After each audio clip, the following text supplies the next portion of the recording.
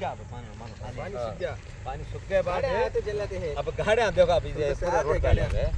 में आ देना पूरा रोड पूरा है देखिए मट्टी मार लगा दें कंटिन्यू हाँ मट्टी पूरा काम है काम रेडी चलता है काम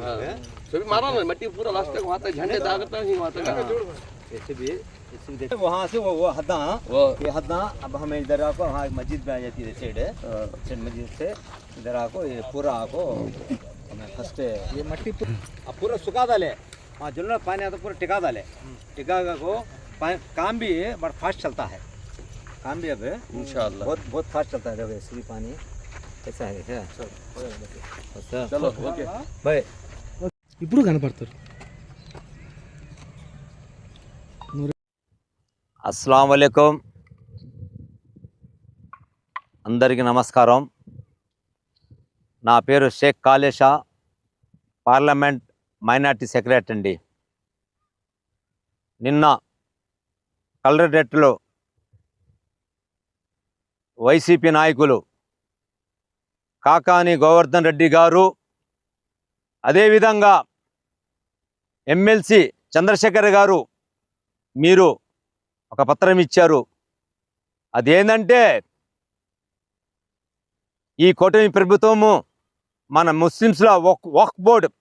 స్థలాలు ఆక్రమిస్తున్నారని అయ్యా మీకు ఎవరు చెప్పారు ఆక్రమిస్తున్నారని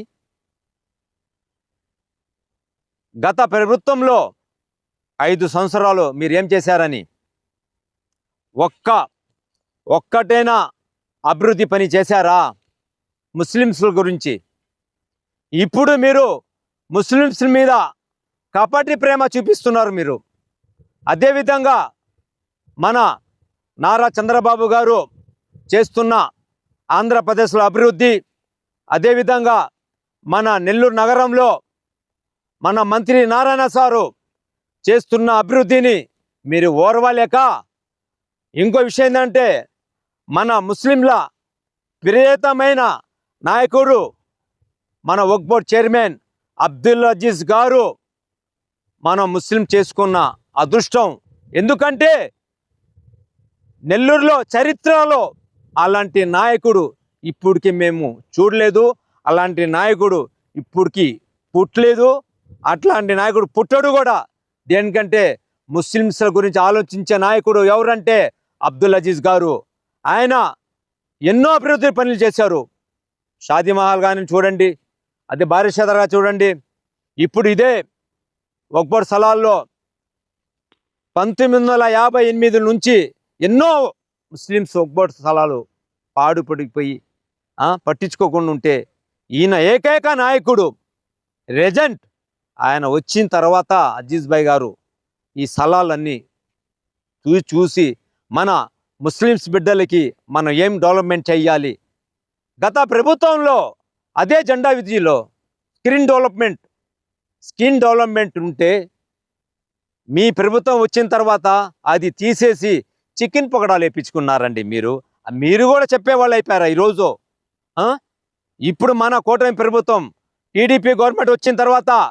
అదే అజీజ్ భాయ్ గారు స్కిల్ డెవలప్మెంట్ పెట్టించారు ఆడ అదేవిధంగా మహిళా పేద పిల్లకాయలకి బిడ్డలకి కుట్టు మిషన్లు ఇప్పించి ట్రైనింగ్ చేపిస్తున్నారు అదే కశ్మీర్లో ఈరోజు లంగర్ఖానా పెట్టించారు పేద పిల్లకాయలకి రోజుకి 2000 మందికి పేద పిల్లకాయలకి భోజనాలు పెడుతున్నారు మీ గవర్నమెంట్ ఏం చేశారండి వైసీపీ గవర్నమెంట్లో నేను చెప్తున్నా సూటిగా కాకాని గోవర్ధన్ రెడ్డి గారు మీకు సూటిగా చెప్తున్నా మీరు మా ముస్లింని పెడదేవా పెట్టేదానికి మీరు చూస్తున్నారు మీ గవర్నమెంట్లో మీ ముఖ్యమంత్రి జగన్మోహన్ రెడ్డి ఉండేటప్పుడు ఎన్ని అరాచకాలు చేశారు ముస్లింల మీద మీకు గుర్తుందో లేదో మీకు ఇప్పుడు గుర్తు చేస్తున్నా అదే నంద్యాలలో సలాం ఫ్యామిలీని ఆత్మహత్య చేసుకున్నంత దారి చేసింది ఎవరండి మీ గవర్నమెంట్లో ఈ ముస్లిమ్స్ ఒక 4 ముస్లిం తీసుకొని మీరు ఈ మన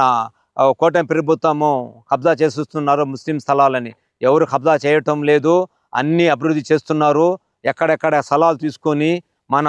అబ్దుల్ అజీజ్ గారు మసీద్ కూడా ఇక్కడ 3 ఎకరాల మసీద్ కడుతున్నారు అదేవిధంగా మన అబ్దుల్ కలాం స్కూలు 5 ఎకరాల్లో మన మంత్రి నారాయణ సారు పేద పిల్లకాయల కోసం 5 ఎకరాల్లో ఒక స్కూల్, ఇంటర్నేషనల్ స్కూలు చరిత్రలో లేదు నెల్లూరులో. అది మన నారాయణ సారు మాట్లాడి మన అబ్దుల్ అజీజ్ గారు ఈరోజు ఇంత డెవలప్మెంట్ జరుగుతుంటే మీరు ఓర్వలేక మా మీద టీడీపీ వాళ్ళ మీద బురద చల్లుతారా? ఏం మీకు ఏం సిగ్గు లేదా? మీకు ఆంధ్రప్రదేశ్లో మన టీడీపీ గవర్నమెంట్ వచ్చిన తర్వాత ఎలా అభివృద్ధి జరుగుతుంది అందరూ చూస్తున్నారు. మీకు గత ఎలక్షన్లో 11 సీట్లు వచ్చాయి. ఇప్పుడు ఇది కాదు వచ్చేది, ఒకటి వస్తుంది. బోర్డు స్థలాలు ఉన్నాయో ఇవన్నీ చూసుకుంటున్నారు మన అబ్దుల్ అజీజ్ గారు. అదేవిధంగా ఇప్పుడు మన చిన్న బజార్లో అబ్బాస్ అలీ ఖాను మసీదు స్థలంలో, అది చిన్న బజార్లో, అదే చంద్రశేఖర్ రెడ్డి మీరు కబ్జా చేసి కట్టలేదండి? మీరు ఇప్పుడు ఎందుకు చెప్పటం లేదు అది ఆ విషయం అని మేము సూటిగా అడుగుతున్నాం. మీరు అండి కబ్జాలు చేసింది కూటమి ప్రభుత్వం కాదు. ఇక్కడ జరుగుతుంది అభివృద్ధి, అందరూ ప్రజలు గమనిస్తున్నారు. ఇదే నేను మనవి చేస్తున్నాను. మరెన్నో వీడియోల కోసం మా ఛానల్ ని సబ్స్క్రైబ్ చేసుకుని పక్కనే ఉన్న బెల్ ఐకాన్ ని క్లిక్ చేసి యాక్టివేట్ చేసుకోండి.